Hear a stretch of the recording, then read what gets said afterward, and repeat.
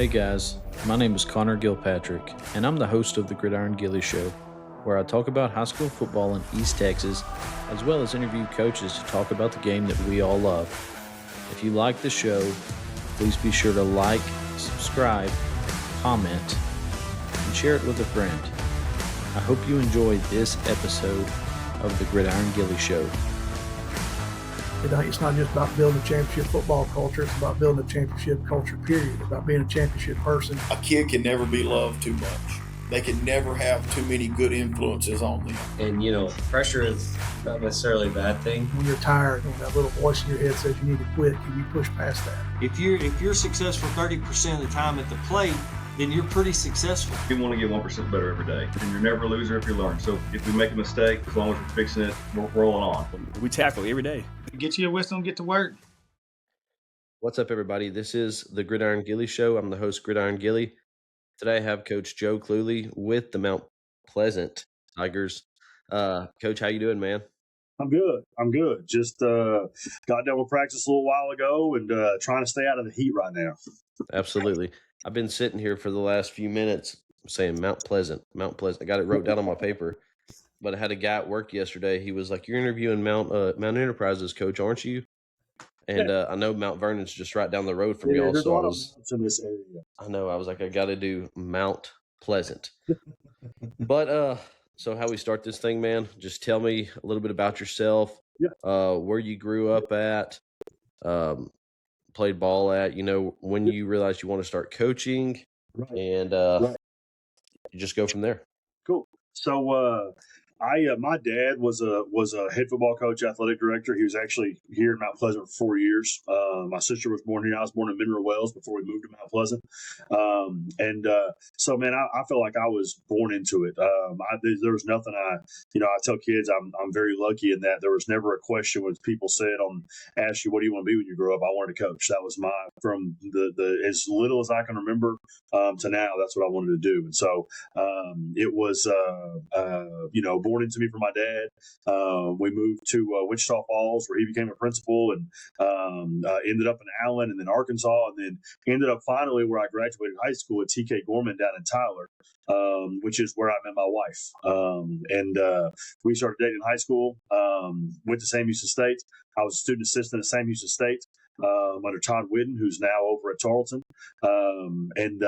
Courtney went to Texas A&M, and then from there we got engaged and graduated and ended up in Austin. And in Austin, I was an assistant coach at Lago Vista High School, which is on the north side of Lake Travis. From there, moved to Wichita Falls. I was at Lago Vista for 4. Wichita Falls, I became the defensive coordinator. I was there for 5. Moved to Lubbock Estacado. I started out as the DC, became the head coach. I was there for 6, and then became the athletic director and head football coach here in Mount Pleasant, and going into my 5th year here. So moved around a little bit, but been very fortunate, with all my moves. They've all been really good. Lubbock was probably the biggest leap of faith because we didn't know anybody out there, but it was a great city, great place to work. And, when Mr. Marshall, our superintendent, called me back in, I guess would have been right after the 2021 season, it was met with him, and just Mount Pleasant really felt like the right move for my family and for what we were looking for and all that. And so it's been a fantastic place to work and a fantastic district. Awesome. So I actually know a guy that coaches at Lubbock Estacado because I'm from Joaquin, Texas. He's from Tenaha, Reginald Davis. He's a really good football player. Yes, he's a really good football player. Yes. He played at Texas Tech. And right. He coaches over there now. Yep. I'm sure that's Coach Ward. Maybe he met him at Texas Tech. Okay. Yeah, Coach Ward's the head coach at Estacado, and he's a Tech legend. Ward, like WARD? Yep, Eric Ward. A bunch of records at wide receiver at Texas Tech. Terry Ward is the head coach at Tenaha, who he played for. Interesting. He's the head coach still. That's he's had a interesting. couple stints, but he's back at Tenaha now as the head coach. I got you. So another question I had written down: who influenced you? But I'm sure your dad did, because you mentioned that a while ago. Big time. Then we've already ran through your coaching journey. You just went through that real quick. So just talk about your staff and your players, because I want to know a little bit about that. Yeah, I looked in the magazine. I saw Saw some guys they had highlighted for your program. Yeah. Yeah. And then just talk about your staff, who you have on your staff. I know Yeah. you small 5A, right? Yep. We're 582. Yes, sir. So Yep. you got 11 dudes on both sides of the ball, which probably got a heck of a lot of coaches. So talk about those guys, if you will. Sure. Absolutely. Absolutely. Yeah. I'll go back real quick and say my dad is 100% my inspiration for coaching. And I've also been blessed along the way to work for and with some great guys. And, from a head coaching standpoint, Alan Hare and Jason Lavender and Danny Russell and Marcus Shavers were who I worked under. There's a litany of assistant coaches that are still great friends of mine that I worked with and worked under. It took me under their wings. And, I'm very, very blessed in that way. But in terms of, our specific program, I'll start with our kids.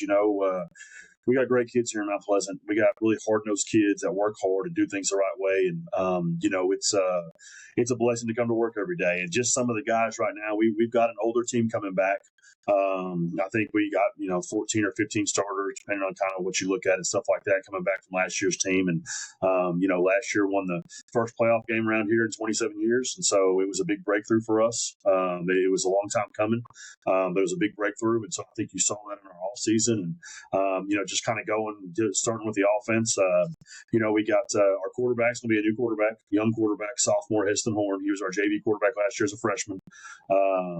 Lefty, really good baseball player as well. Kind of understands just athletics, kind of one of those, if you were to define whatever it is, he has it. But having a really good fall camp after a really good spring ball. Our running back, Brandon McCoo, who's been a two-time first-team All-District linebacker for us. He was one of the reasons our linebacking core was ranked number 3 in the state in 5A. But Brandon will play some linebacker for us, play some kind of defensive end hybrid stuff. But he's going to be our guy we're going to hand the ball off to. And we want to run the football. Got another back named Terry Versailles, who's a really good player, who we're going to have on the field at the same time as Brandon. But if you watch any of our film, we want to run the ball. That's what we want to do. We want to get in a bunch of different formations and sets and figure out different ways to hopefully confuse the high school kids out there trying to execute the defense. That's the goal, and get them not gap sound and get us easy yards. And so, our offensive line kind of from left to right, we've got, I feel like for the first time since I've been here, we really look like a 5A offensive line. We got big dudes up front. I got a left tackle is Noah Thomas, sophomore. My left guard is Ryder Shaw, who is a returning all-district player, will be a senior. At center could be one of two guys. I've got sophomore James Smart, and then I've got another sophomore who started for us as a freshman named Case Rogers. And Case was an all-district player at right guard for us last year as a freshman. And then at right guard, depending on if James or Case ends up the starter at center, I've got either sophomore Quay Galloway or Case Rogers, who'd be a returning kid. And then at right tackle, we have Garrett Brown. And Garrett's a returning all-district player for us. And so we feel really good about our offensive line. It's obviously young in some places, but we feel like it's going to be a physical offensive line. We've got good size for the first time since I've been here there. And then, out of wide receiver, Jaden Lowen, Terrence Beard, both kind of long, rangy athletes, can go up and get the ball. In the slot, we'll probably start a freshman, Messiah Savage. Messiah is the younger brother of Nehemiah Savage, who was the 5A Defensive Player of the Year last year and is coming back for us. And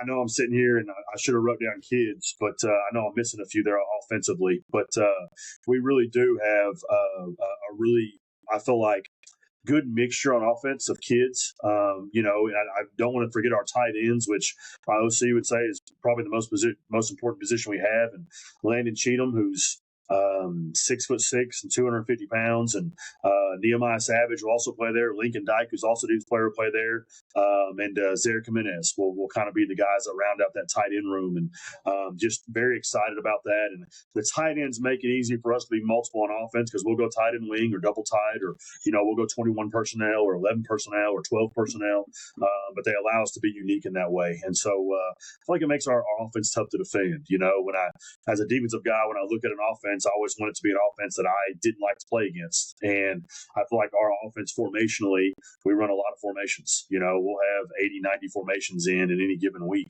And it's our job to make sure the kids execute. But I know that's hard to line up to for high school defenses because you only have a certain amount of time to work on those things.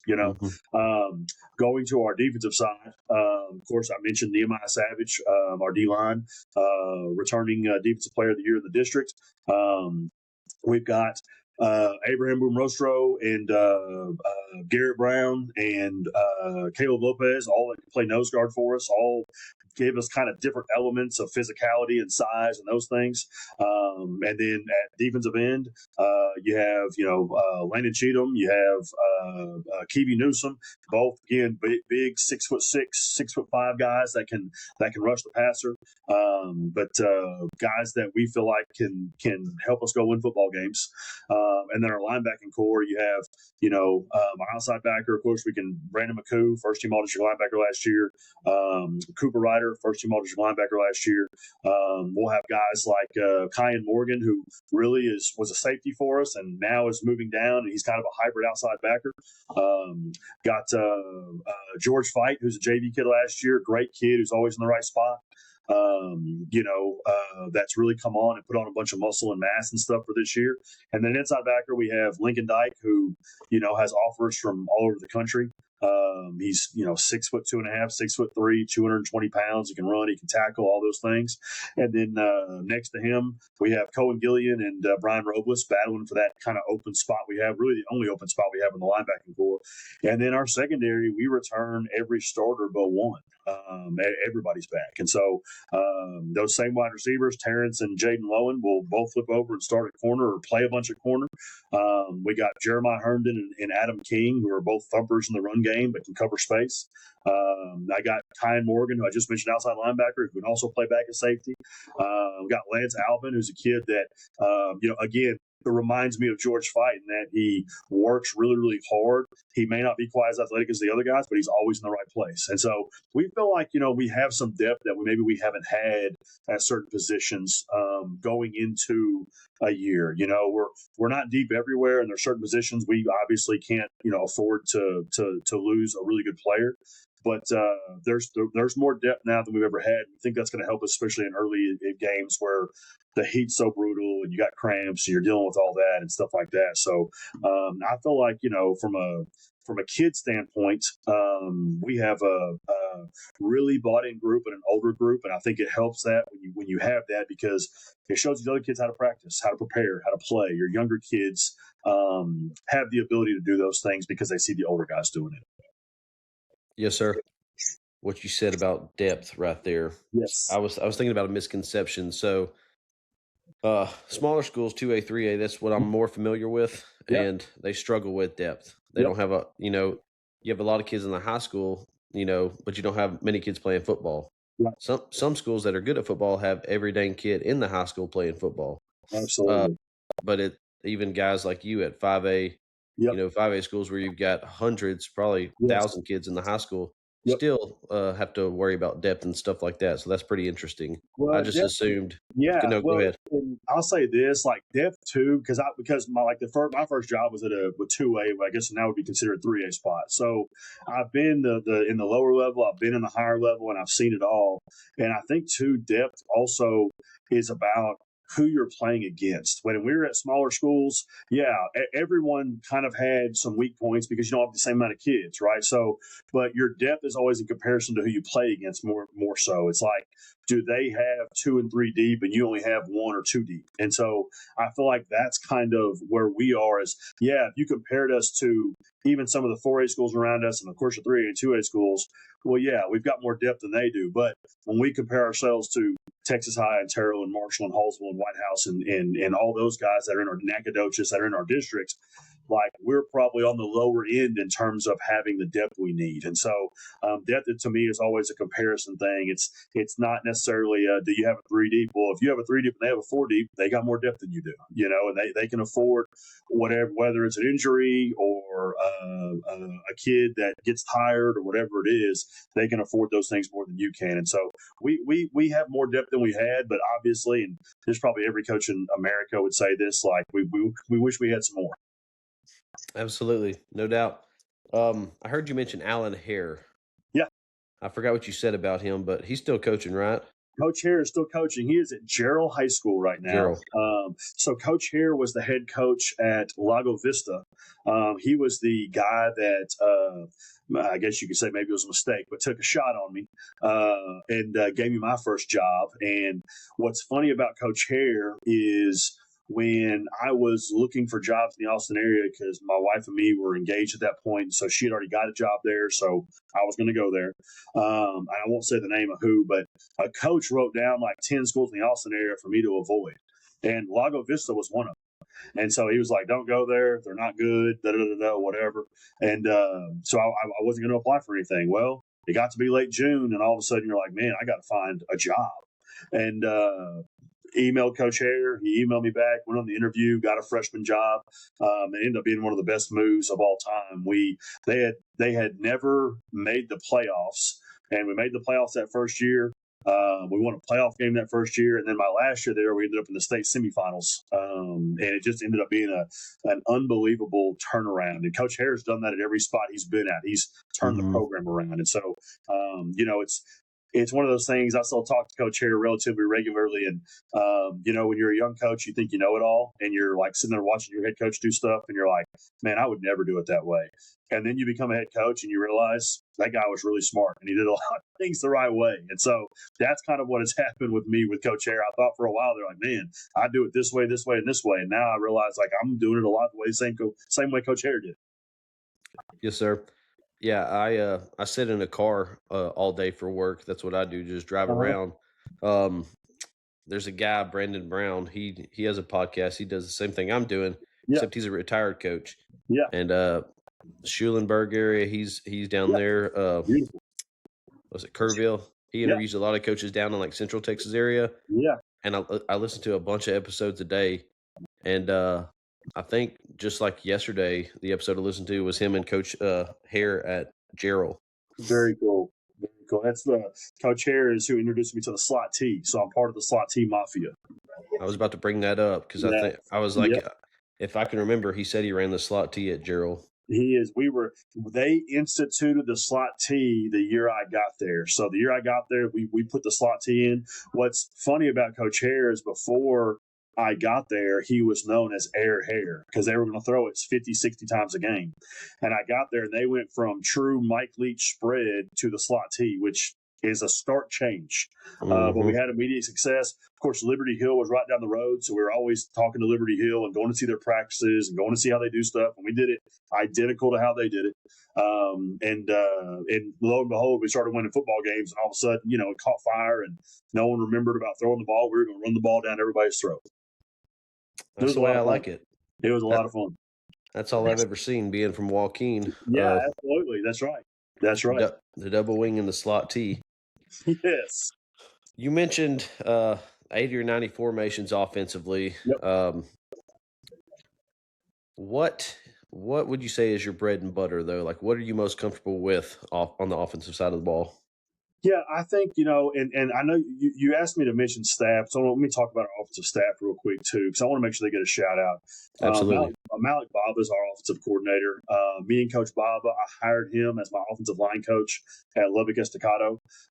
He moved here with me as my offensive line coach at Mount Pleasant. He left to go be an OC at Mahia, and when my offensive coordinator's job opened up, I called him and got him back over here. And so he's going into his second year here with us. But he does a fantastic job of not only making sure our coaches understand what, like with all the formations and all the stuff we do, making sure our kids understand it. So that's easy for our kids, but it's hard on the opponents. And so, Coach Bob does a great job. We have Tyson Oliver is our quarterbacks coach. Kevin Johnson is our running backs coach. Don Woods, who actually played for my dad here in Mount Pleasant, is an offensive line coach for us. Him and Coach Baba handle the offensive line together. Tevin Godfrey is our wide receivers and special teams coordinator. And Jakeebrian Hines is our assistant wide receivers coach. And that group does a really, really good job of, first off, building relationships with kids, which is the most important thing in my mind of anything we do. But then secondly, holding them accountable to what we're trying to do and why we're trying to do it. And, we always want to be the guys that answer the question of why. Like, if you can't tell a kid that asks, why are we doing this, then we shouldn't be doing it. And so I'm a big fan. And, again, I go back to the slot T background. So our receivers coach would hate this. But I'm a big fan of like 12 personnel, which is like, I want to get it with 2 tight ends and a back, or 22 personnel, which is 2 backs and 2 tight ends. I just think it puts stress on the defense. I think it stresses high school defenses on how to line up and where to line up. We also motion our guys quite a bit. So we'll go from a wing left, move a tight end to the right side, or we'll move both of the tight ends, or we'll move the tight ends and the back. And that defensive coordinator that's on the other side of the field, he knows exactly what to do. Like, we know we're not tricking him, right? But when you're that high school kid and all week you've got an hour and a half, 2 hours of practice to figure out what your checks are, what they're not, what's the call? Are we going to change the call? Are we going to keep the call? Am I sliding my front? Am I changing my secondary? That makes it really difficult, because that kid's the one that then has to make those changes. It's not the guy across the field. Like, we know the guys we play against got great coaches. And so it's about, can we make it uncomfortable for that kid that's in there, as opposed to worried about, like, we know they're going to get coached. And so that's why I love the 12 and 22 stuff. We have really good receivers, so we won't be in necessarily a ton of 22. We have 2 good running backs too, but we'll be in some 21 personnel and stuff like that. But the 12 with our 2 tight ends, whatever combination of 2 they are, I really like that, because I think it stresses out a high school defense. No doubt. Dude, I'm a little under the weather. I don't know what all good, happened. brother. Hey, I woke no up worries. like 2 days ago with a sore throat, and I've been fighting that thing. Around a little bit, yeah. I asked this question a lot last year to coaches, because I've seen coaches, I've been to a lot of football games. I see head coaches who don't really do anything on the sidelines, and I've seen head coaches who do everything on the sidelines. So at Mount Pleasant, what would you say your role is? Yeah, so I don't call a play on the offensive defensive side, right? Of course, I'm on the headset with both, so I know what's going on or whatever. I'm a defensive guy, so that's where my bread and butter is and I'll mention our defensive staff as well, just because you did ask about it. Our defensive coordinator, Jeff Litke, me and him have worked together since 2013 or 2014. So he was with me at Wichita Falls, and then he was with me at Estacado and Lubbock, and now he's with me here at Mount Pleasant. And so, there's not much that can be said or done that, like, we kind of are on the same wavelength all the time. And Coach Litke does a phenomenal job with our defense. And, our defense was pretty special last year and played really well. And that's a big testament to Coach Litke. Our defensive line coach, Coach Sanders, he was with me at Lubbock Estacado, ended up going to the college game and is now back with me. Our inside linebackers coach actually played for me at Lubbock Estacado and is now coaching for me, which is always a special deal. His name's Royce Wellington. Our 2 secondary guys, Ladarius Craddock was a guy that I hired, one of my first hires here when I got here in Mount Pleasant. And then Deldrick, and he goes by Red Shields, is a guy we just hired. And Red coaches our safeties, and Craddock coaches our corners. And I feel like our defensive staff is just really, really, really, really good. They do a great job. They work well together. Same thing, hold kids accountable, build relationships, but get our kids to understand we do have complex game plans of how to make it simple for our kids. And so I wanted to make sure I gave a shout out to those guys, because they really do a phenomenal job. But yeah, on the sideline, Coach Bob is calling that offense. I'm calling the defense. I talk to the officials only. I'm managing the game. I'm telling Coach Bob, we got 2 plays here, we got 1 play here, or telling Coach Licky, like, hey, let's bring pressure here, or let's play back, or we're having all those conversations that go back and forth. From a scheme standpoint, obviously I'm a little more involved in the defensive side just because that's where I'm from. And so the defense is very similar to the things we ran back in 2013, 14, and 15. I mean, we've obviously evolved our defense with, as times have changed, and football's cyclical. So you're defending all the empty sets and all the quads and all that, and now I feel like we're going back to defending more tight ends and H backs and those things. And so you've gone from playing quarters and match two and things like that to more cover three and match quarters and trying to get guys involved in the run game. And so, having coached in different parts of the state, it's always interesting that different parts of the state kind of have their own little thing and what they do offensively and defensively. And so, it's Friday nights are stressful for me, just like they are for everybody. But I've got one of the best coaches' wives in the entire game, my wife Courtney, and 3 daughters that are phenomenal, and Kate and MJ and Olive. And so, the best part of a Friday night, win or lose, is at the end of the game. Those 3 and my wife come running over to me, and I get to give them a hug and a kiss, and we get to celebrate a win, or we get to go become better because we didn't do things like we should have, and let's go get them corrected. Yes, sir. Don't want to talk too much about last year. I'll just say I got this off of Max Preps. Said you went 5-7 last year. Yep. I looked it up. A very tough non-district schedule Yes, that sir. you played, and then a 4-2 district record, Yep. third in district. This year, lost to South Oak Cliff in the second round, right? We did. Okay, and they're okay at football. They're okay. Yeah, They're okay. Yeah. they won the state championship. It's okay. Absolutely. They're pretty good. This year you have Terrell, Texas High, Mount Pleasant, Marshall, Nacogdoches, White House, Hallsville, Greenville. Yep. That's a deep district right there It in itself. It is. What are you expecting to see?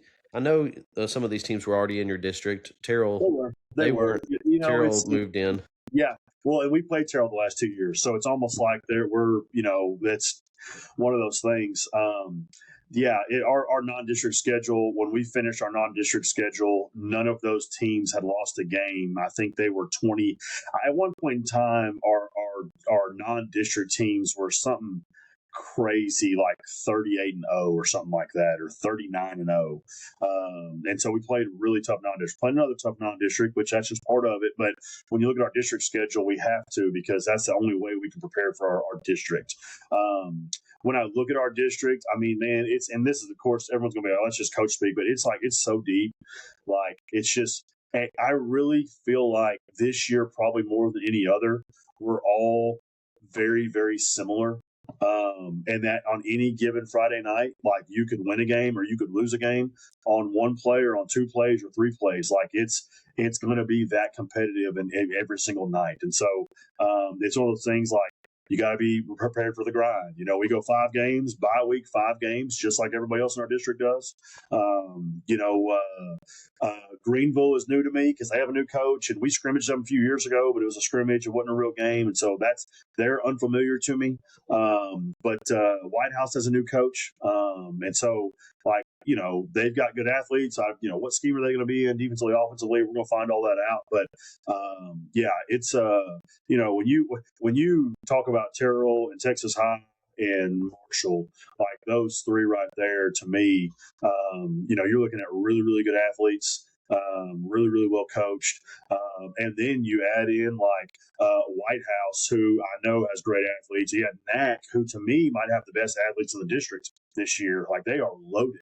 And then you got Coach Strickland down at Hallsville, who I think is one of the best offensive minds in the state of Texas. Last year was the first year he didn't just torch us defensively. And so, and I think we have a really good defensive staff. And so it's every team, not just us, we all have our work cut out for us.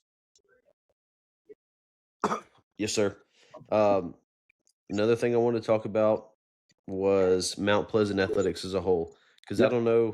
I know you're the athletic director. I don't know if y'all have it separate, boys and girls and all that. No, I'm sure y'all. I'm in for both. Okay, but you'll probably have a whole lot more sports than smaller schools do. But how's the athletic program as a whole at Mount Pleasant? Yeah, it's it's interesting you asked that. So a guy does a yearly deal where he studies our district and awards kind of like the Texas Cup to our district.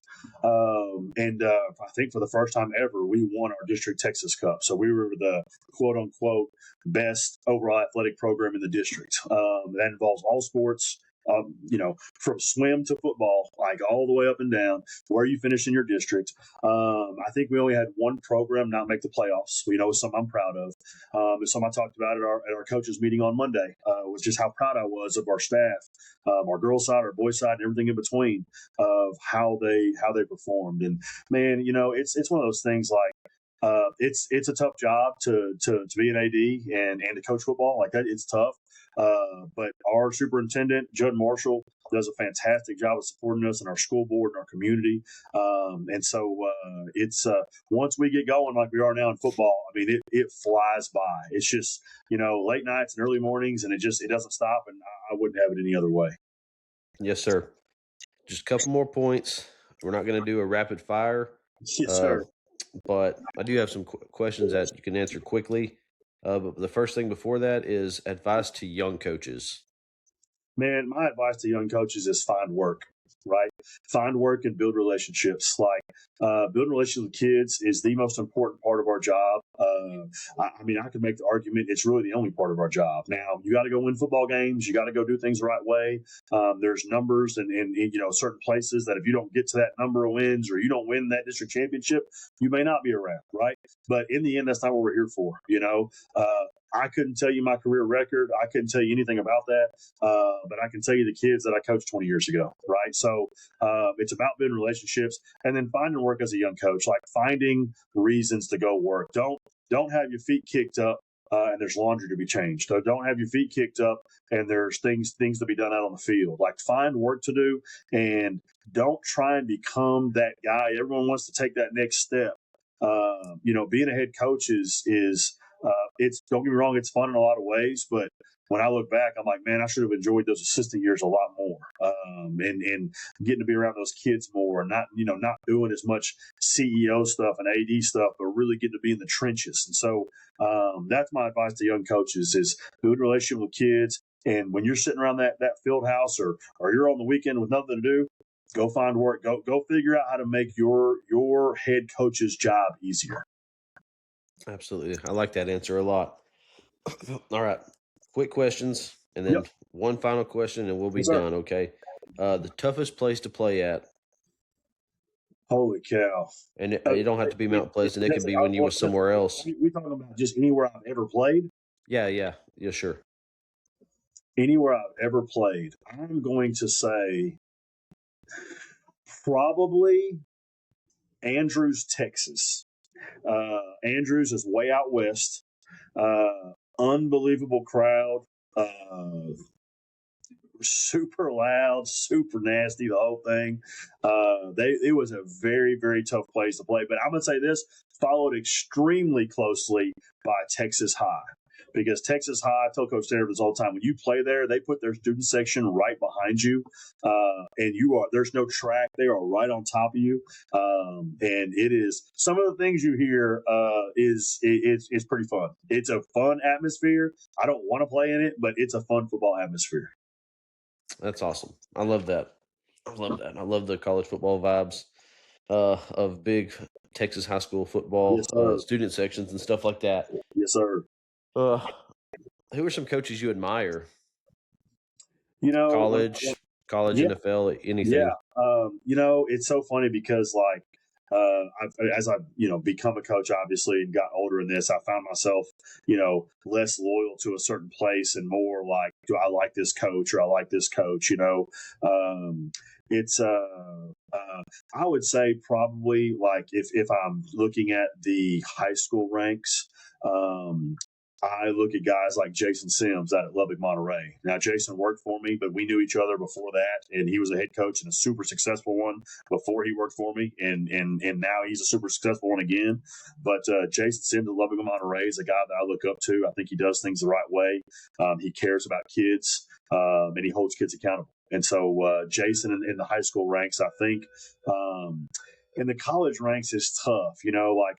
I'm a Texas fan. I see your A&M deal behind you. I won't hold it against you. My wife doesn't like Texas. Obviously, she graduated from A&M. I'm a Sarkisian fan, but I'm an Elko fan. I really like Coach Elko. I think he's a very down to earth dude, and he reminds me. And I don't mean this as in a bad way, but he reminds me of a guy that just come sit in my office and we could just talk. And you don't get that vibe from a lot of college coaches, and I feel like he gives off that vibe. Joey McGuire, of course, out of Texas Tech. I'm sure a ton of guys say that, but I love Coach McGuire. He's an old high school coach, and doing things the right way, and so I would say those three guys probably from the college ranks. I don't watch enough pro football to. It's just I feel like it's a different game. I feel like college and high school we kind of got a lot of the same issues, and a lot of the same things, and pro is so far out there. Yeah, I was a Bill Parcells fan. I'll say that.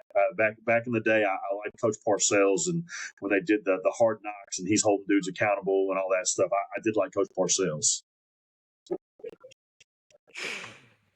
Dang, you just said something that I wanted to talk. Oh yeah, you talked about this right here. Yeah. I think I bought that because it was a really good sale going on at a Rally House or something. I like A&M because I like Terry Bussey. Yeah, absolutely. He's from right down the road too. Yeah, stud. My favorite Texas school though is probably SMU. I like them a lot. I like their coach. Yes, Coach Lashley is a good one. I've got a note from him sitting on my desk right over here that he wrote to me 2 years ago before the season. One of my coaches that I hired as a quarterbacks coach is now their running backs coach. Awesome. Matt McHugh is his name. Yep, young up and comer. Yep. Yeah, I picked a team when I was a kid. I said I'm gonna pick my favorite team, and I picked Miami, the Miami Hurricanes. Yeah. And from probably 2008, 2009 on, that was my team. Yep. And I got so tired of being disappointed every year. So a few years ago, I was like, man, I don't like them no more. Right. And then back whenever they hired Mark Richt, I think they were, or maybe after Richt, and when they got Manny Diaz, but I wanted Mario Cristobal to be the head coach. I was like, I feel like he's the guy. I feel like he's going to turn this thing around. No doubt. Yep. And then he went to Oregon, and I was like, well, dang. Well, then they got him, and I was like, he's gonna do it. He's gonna do it. Yep. So I still like Miami, still love Miami. Right. But now, like you said, I just like coaches. I just like I like a lot of programs. Absolutely. And probably my favorite coach in college football is Willie Fritz. Yeah, Fritz is a really good one. He's a he's a down to earth dude all the way. He is a really good one. I love that guy. I think he's a great coach. He's done nothing but win wherever he's been at. Great coach and man. And Houston, I think I'm gonna go to that game. Houston and Texas Tech. They play on a Friday night. Yeah. In it's probably about 3 weeks from now. Yes, but that's gonna be a really good it's in one. Lubbock, but I'm gonna try to make that one. Absolutely, yes, sir. Because that's a game that's going to be really good. I feel like, and tickets aren't $600 a pop. Yeah, no doubt. Right, absolutely, yes. Do y'all have an indoor facility that y'all practice in? We do not. So this UIL thing is messing with y'all pretty bad. It's been tough. We go 6 a.m. practices with freshman JV and varsity. Okay. Yep. I know center. I work in center, and they don't have an indoor facility, but they have a covered little area beside their football field that's got turf on it. Yep. And that I talked to a coach the other day. He said that right there, you can practice there because it knocks that whatever the wet bulb thing. Yeah, the wet bulb. It knocks it down significantly. It does where you can practice. No, that's I didn't know that. Coach Alvarez, I think, is the new coach there at center. Jack. Which absolute dog. That dude is for real. That's something like that pavilion style or whatever. I think that's what everyone's going to eventually have to go to. Mm-hmm. Absolutely. And the last question, Coach, I've really appreciated your time, and just talking with you. I think last year I didn't interview. Like I said, I interviewed Southlake Girls coach, but that was after the season. Right. I don't think I interviewed any 5A or 6A coaches though during the season last year. Yes, I could be wrong. So I thank you for your time and everything. Last question. I'm about probably 2 hours from Mount Pleasant. Uh-huh. But if somebody wants to go watch Mount Pleasant play this year, Yep. Where's a good spot for them to get some food at? Man, that is a great question. So, my immediate reaction is Nardello's, which is kind of like an Italian pizza place right in downtown Mount Pleasant. Really, really good food. If you are looking for Mexican food, there's a place. It's in Mount Pleasant, but it's kind of off to its side. But it's called Restaurant Mexico, and it is authentic. If you don't understand Spanish, it's probably not for you. If you can't, you're gonna need a translator. Like, it's the real deal. But Restaurant Mexico is another really good one. Let me think of a third one. I